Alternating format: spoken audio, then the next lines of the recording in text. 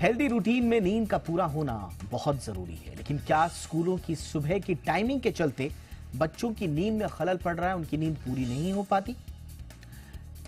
एक और सवाल कि क्या बच्चों के बस्ते का बोझ उनकी सेहत पर असर डाल रहा है? यह सवाल इसलिए पूछ रहे हैं हम क्योंकि महाराष्ट्र के गवर्नर ने इसे लेकर चिंता जाहिर की है और उन्होंने सलाह दी है स्कूल्स को कि वो टाइमिंग में बदलाव करें ताकि बच्चों की नींद पूरी हो पाए।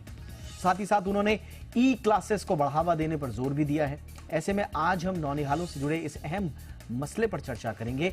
एक्सपर्ट से समझेंगे कि क्या वाकई में स्कूलों की टाइम में बदलाव की आवश्यकता है, क्या किताबों के बोझ के बदले ई क्लासेस का विकल्प भी हो सकता है। कहा तो यही जा रहा था कोरोना के बाद कि ज्यादा से ज्यादा ई क्लासेस होंगी, बस्ते का बोझ कम होगा, लेकिन क्या ऐसा हुआ है? एक्सपर्ट से लेंगे उनकी राय और इस बहुत ही दिलचस्प और अहम मुद्दे पर करेंगे चर्चा। पहले ये रिपोर्ट।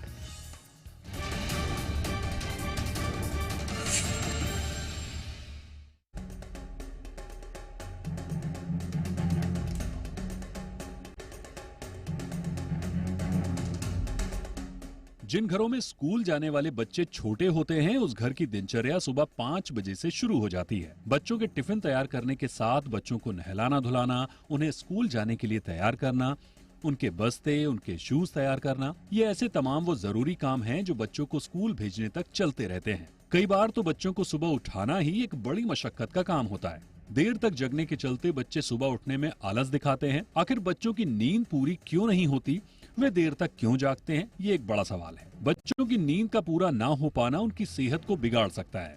ऐसे में महाराष्ट्र के राज्यपाल रमेश बैस ने इस मामले को गंभीरता से उठाया है। उन्होंने स्कूल की टाइमिंग में बदलाव करने की सलाह दी है।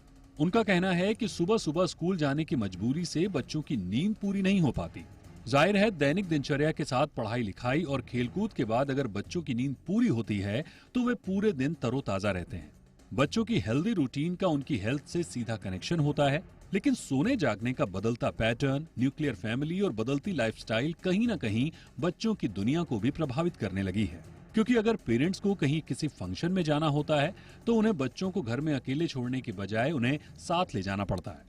ऐसे में देर में सोने और सुबह जल्दी उठने के चलते कई बार उनकी नींद पूरी नहीं हो पाती, जिसके चलते स्कूल में भी वे एक्टिव नहीं रहते।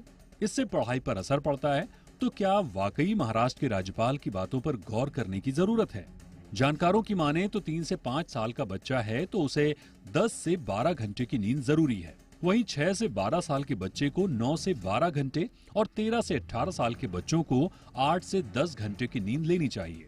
रात को अच्छी नींद होने पर बच्चा सुबह उठने में दिक्कत पैदा नहीं करता और खुश होकर स्कूल जाता है। पूरी नींद के अलावा स्कूली बस्ते के बोझ को कम करने को लेकर भी महाराष्ट्र के राज्यपाल ने चिंता जताई है। उन्होंने कहा कि बस्ते के बोझ को ई क्लासेस में तब्दील करना होगा। इससे एक तो किताबों का बोझ कम होगा, तो वहीं लर्निंग पैटर्न की नई तकनीक के साथ बच्चे कदम ताल कर सकेंगे।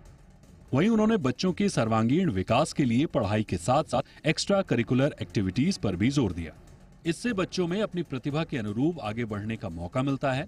तो क्या आप भी अपने बच्चों की पूरी नींद होने, बस्ते के बोझ को कम करने और पढ़ाई लिखाई से इतर उनकी हॉबी को लेकर गंभीर हैं?